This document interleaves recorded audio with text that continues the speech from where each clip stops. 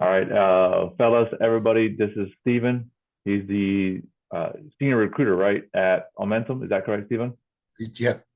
Am I muted or am I good to go? You're good to go. And Okay. I just want to do a quick introduction. Him and I, we've been working together to send military maintainers so they can have a successful transition. That's our mission, and he aligns with that. He was also in the military, and don't want to take up too much of his time. And if you have any questions about, what the environment's like, what they're looking for, and things like that, he's the guy to go to. And they have tons of opportunities available for military transitioning out. So, Stephen, I'll let you take it from here. Hey, Jose, thanks so much for having me. And I appreciate everybody making it in today on the weekend. Jose's right. Yeah, I was in the military. I was in the Air Force also. I was a weapons troop. So many of you probably were in the Air Force also. So yeah, weapons is maintenance too. Okay. So ultimately, what I did was I did 23 years in the Air Force, and then I went to the dark side in recruiting. Stayed there, retired out of AFRS, Air Force Recruiting Service, after about 10 years, and liked it so much I decided to do it after I retired here in beautiful South Florida. Been involved with veteran organizations pretty much since I've been out. I started working at a career source for about 2 years or so, at working with veterans with barriers to employment and reaching out to local businesses to encourage them to hire more veterans. And Jose and I will talk a little bit about later on in the sidebar with the Workforce Innovation Opportunity Act to get vet paid certifications. So we were leveraging those funds to get the veterans paid up for those certifications, but the businesses benefit from it too. Right now, I'm on what they call critical missions at Momentum. And prior to that, I was at PAE.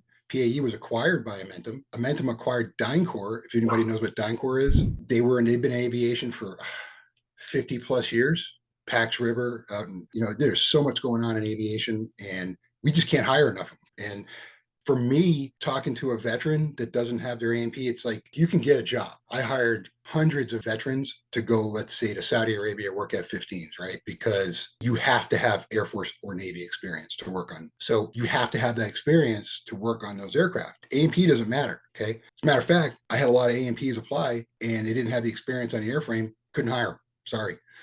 Doesn't mean that they're any less. It just means what it comes down to is what they need in the job description. So what I was able to do was leverage my previous experience from working at the career source, learning about MOSs, AFSCs, and the Department of Labor job codes, which a little interesting factoid. Does anybody on here know what a VMET is? A verification of military education and training. Jose knows. I mean, there's probably a lot of people in here that do, right? If you look at the bottom there where you see your job description, and you'll find your VMAT, just these codes on there, the DOT, there's an ONET code, about 4 codes to define your military occupation, right? Those codes, those are labor codes, LCATs, and they align to civilian occupations in the civilian world.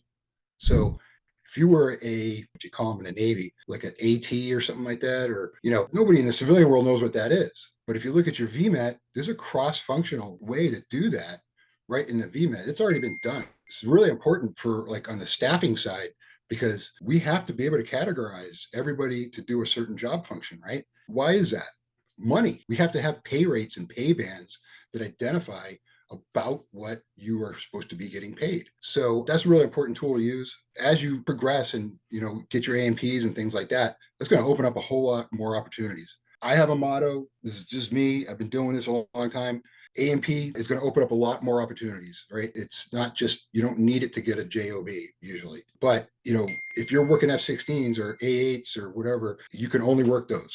You're probably not going to be able to work a 737 or anything like that in any capacity without an A&P, because you know what? You have to be responsible. You have to have oversight over what you do. I'm sure Jose can enlighten you on the importance of having an A&P, right? And governance. And you all know it now because you've been through his course. So as I progressed into this position, I've noticed this is a DoD contracting world. I work multiple programs. I work rotary wing, I work fixed wing, and everything in between. And I've also worked several programs like Intel and medical, those kinds of things. So I can tell you that right now, the aviation side, we have critical missions, and our aviation division is growing rapidly. Right now, you really need to get a jump on that A&P, and you will get a job.